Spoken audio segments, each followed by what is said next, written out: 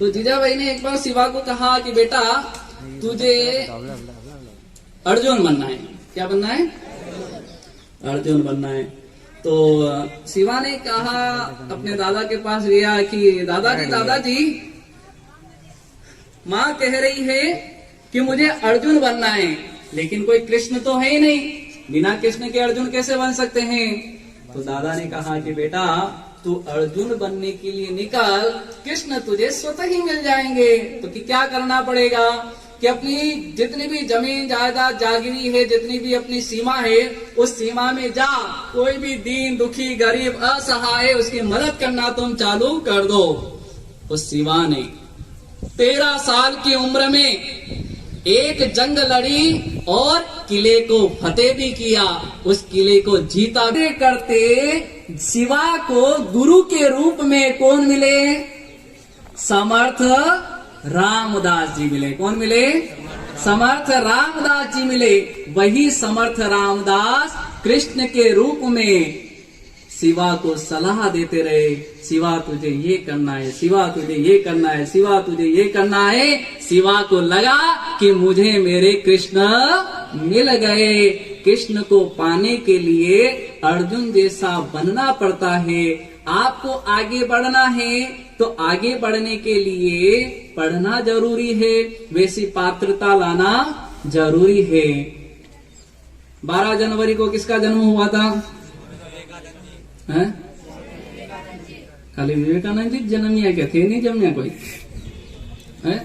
और किसी का जन्म ही नहीं हुआ 12 जनवरी, विवेकानंद जी का ही हुआ है। जो याद आया, उन्होंने देश के लिए, समाज के लिए और सबसे बढ़कर युवाओं को जागृत करने का प्रयास किया। क्यों साहब? युवा को क्यों किया?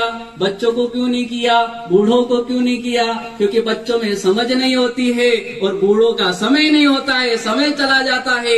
एक युवा ही ऐसा है जो जान सकता है, उसके पास समय भी होता है, समझ भी होती है, और समय और समझ जिसके पास होता है वही देश के लिए कुछ कर सकता है। तो विवेकानंद नाम था। क्या था? विवेकानंद। विवेकानंद का मतलब क्या?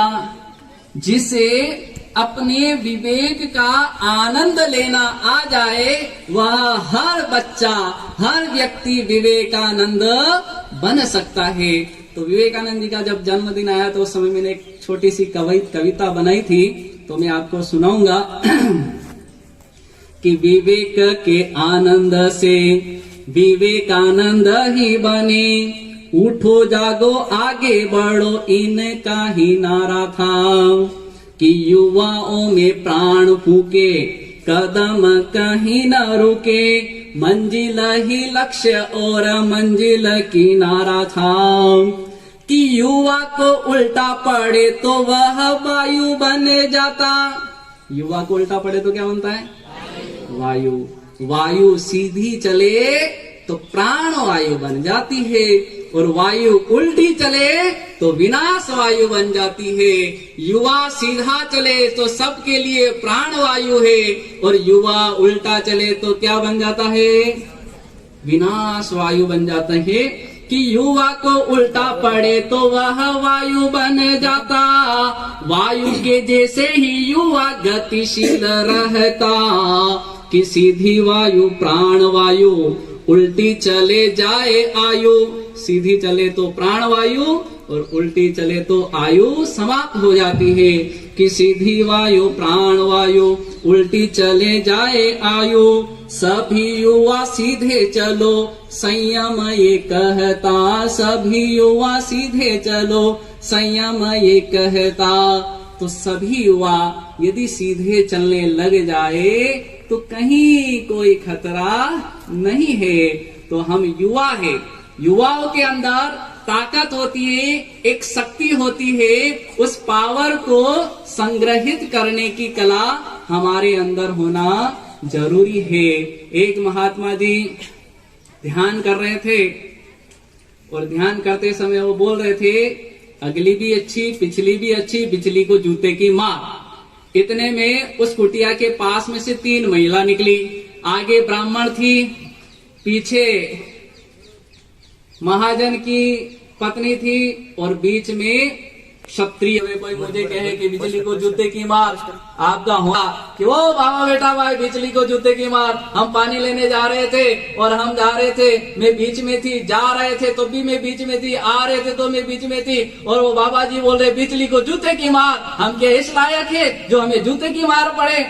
तो भाई साहब को तो आ गया पारा चढ़ गया, और पारा चढ़ गया तो तलवार लेकर के पहुंच गया महात्मा जी के यहाँ और कहने लगा। जैसे ही वह वहां पहुंचा तो वही बात चल रही थी, सुना अगली भी अच्छी पिछली भी अच्छी, और बिजली को किसकी मार? जूते की मार। तो जब महात्मा जी बोल रहे थे तो देखा कि बाहर कौन है? बाहर उस समय कोई नहीं था। तो उसको थोड़ा संशय हुआ कि कुछ ना कुछ राज होना चाहिए। पहले मेरी पत्नी थी लेकिन अभी यहाँ कोई नहीं है, और बात वही की वही है। उसका थोड़ा गुस्सा ठंडा हो गया, महात्मा के चरणों में प्रणाम करता है और कहता है, महात्मा जी आप ये क्या बोल रहे हैं? अगली भी अच्छी पिछली भी अच्छी और बिजली को जूते की मार। वह महात्मा जी कहते कि देखो भाई, मैं तो मेरी मस्ती में हूँ, मस्ती में मस्त हूँ और मस्ती में कह रहा हूँ अगली अच्छी यानी बचपन भी अच्छा, पिछली अच्छी यानी बुढ़ापा भी अच्छा, बिचली यानी क्या? जवानी। इस जवानी को जूते की मार पड़नी चाहिए। ये जवानी ही ऐसी है जो इंसान को भटका देती है, गलत राह पर ले जाती है, इसलिए इसे थोड़ी मार पड़नी चाहिए ताकि ये क्या रहे? कंट्रोल में रहे, इसके ऊपर नियंत्रण बना रहे, तब उसका गुस्सा ठंडा होता है। आंख बिगड़ती है तो मन बिगड़ता है, मन बिगड़ता है तो वाणी बिगड़ती है, वाणी बिगड़ती है तो व्यवहार बिगड़ता है, और व्यवहार बिगड़ता है तो पूरा जीवन बिगड़ जाता है। रावण की पहले आंख बिगड़ी, फिर मन बिगड़ा, फिर वाणी बिगड़ी, वाणी से व्यवहार बिगड़ा, और व्यवहार बिगड़ा तो पूरा जीवन बिगड़ गया। तो आंख सही तो सब सही, और आंख गलत तो सब गलत। रावण के कितने सिर थे और आंखें? 2। हाँ 20 है ना, 10 सिर तो 20 आंखें होगी ना। रावण की 10 सिर और आंखें 20, लेकिन नजर एक पर ही थी कि मुझे सीता को पाना है। आज के इंसान के पास सिर कितना, आंखें कितनी, और नजर 20 पर। नजर कितनों पर रहती है? 20 पर रहती है। अब देखो साहब, आप यहाँ पर भाई भी है, बहनें भी है।